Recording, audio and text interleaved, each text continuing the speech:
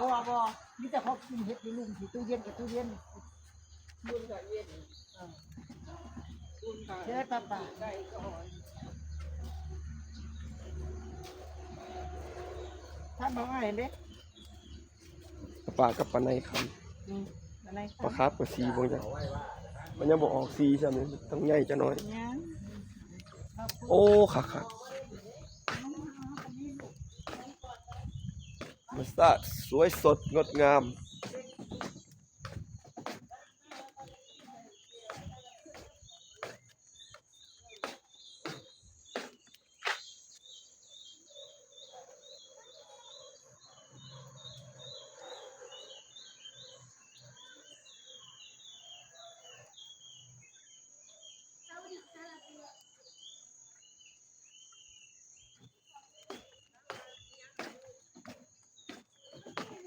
อีกรอบกันอีกรอบกัน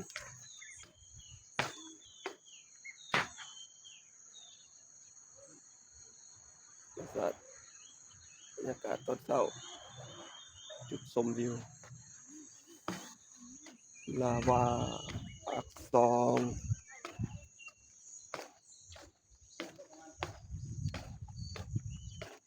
โอ้ก็ยังลองเฮ็ดกันได้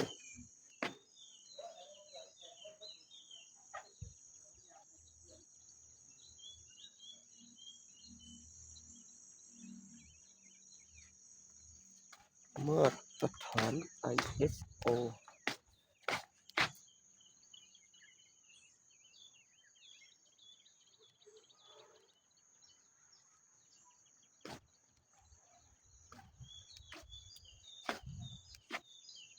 สวยงามขนาด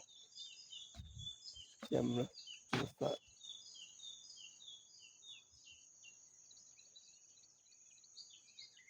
มาเที่ยวชมเด้อ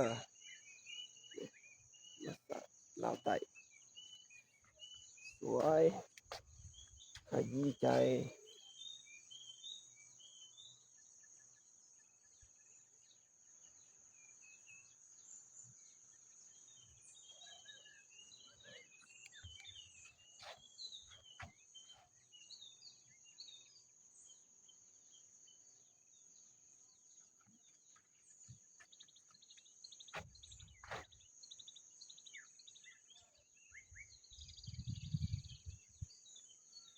ตอนเช้าก็แขกยังบ่ทันได้ลุก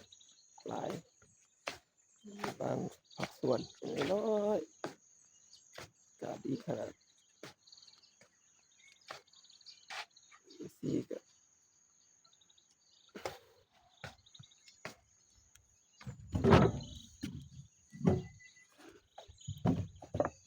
ธรรมชาติ